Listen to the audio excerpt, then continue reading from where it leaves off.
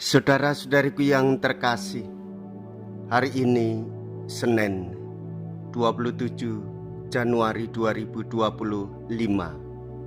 Saya Romo Siga dari Paroki Santo Yusuf, Surabaya. Dalam nama Bapa dan Putra dan Roh Kudus. Amin. Nasib manusia adalah sekali mati. Demikian pula Kristus sekali dikorbankan karena menanggung dosa semua orang. Karena patuh setia sampai wafat, Ia mengalahkan si jahat dan membukakan pintu kehidupan bagi kita. Bila kita patuh setia kepada roh yang ada dalam diri kita, tidak menyusahkan dan tidak membuat kecewa, serta tidak menuruti setan, maka kita dapat mengandalkan pertolongan dari Kristus. Kesudahan setan telah tiba. Mea culpa, mea culpa, mea maxima culpa. Marilah kita berdoa. Allah Bapa Maha Mulia, tunjukkanlah kepada kami jalan putramu yang telah mengalami pedih pahit dan sakitnya penderitaan dan kini menjadi pengantara kami di hadapanmu, yaitu Yesus Kristus putramu yang hidup dan berkuasa bersama dengan Dikau dalam persatuan Roh Kudus Allah sepanjang segala masa. Amin.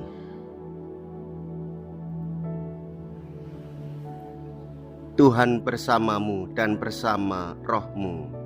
Inilah Injil suci menurut Markus. Dimuliakanlah Tuhan.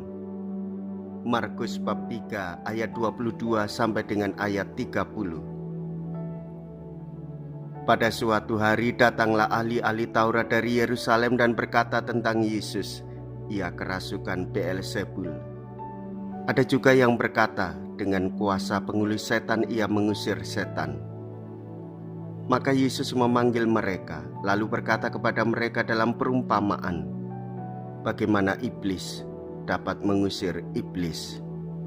Kalau suatu kerajaan terpecah-pecah, kerajaan itu tidak dapat bertahan, dan jika suatu rumah tangga terpecah-pecah, rumah tangga itu tidak dapat bertahan. Demikian juga kalau iblis berontak melawan dirinya sendiri, kalau ia terbagi-bagi, ia tidak dapat bertahan. Malahan sudah tamatlah riwayatnya. Camkanlah. Tidak seorang pun dapat memasuki rumah seorang yang kuat untuk merampas harta bendanya, kecuali kalau ia mengikat lebih dahulu orang kuat itu. Barulah ia dapat merampok rumah itu.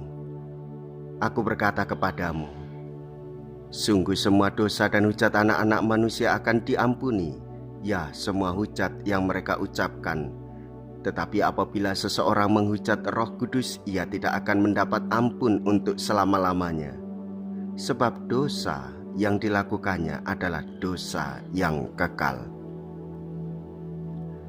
Yesus berkata demikian karena mereka bilang bahwa ia kerasukan roh jahat. Demikianlah sabda Tuhan.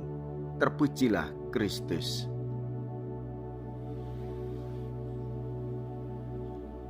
Saudara-saudariku yang terkasih, hati yang terbuka akan merasakan kehadiran Allah, meneladani Yesus Kristus, dan ia dibimbing dalam kasih persatuan dalam Roh Kudus untuk berani melakukan perbuatan yang baik dan menghindari pengaruh-pengaruh kejahatan dari godaan iblis. Yesus mengundang kita semua hidup dalam kasih persaudaraan, menghormati sesama dan merawat lingkungan hidup.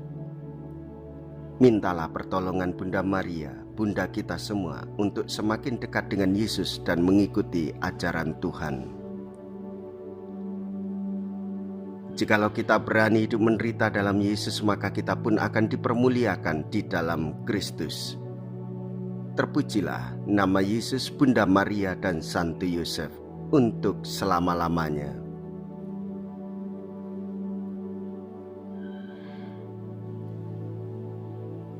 Marilah kita berdoa.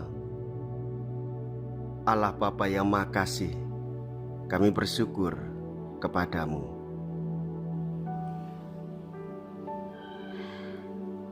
Bahwasanya roh Yesus putramu akan Kau curahkan kepada kami, Sementara kami mengenangkan Dia dalam roti dan anggur ini, kami mohon semoga roh jahat, roh pemecah belah dan penindas, Kau halau dari dunia ini, dan penuhilah kemudian dunia ini dengan nafas kehidupan-Mu, dengan pengantaraan Kristus Tuhan kami.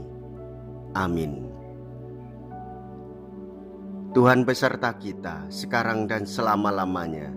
Semoga Allah yang Maha Kuasa memberkati saudara sekalian, Bapa dan Putra dan Roh Kudus. Amin. Saudara-saudariku yang terkasih, pergilah. Ibadah sabda sudah selesai. Syukur kepada Allah.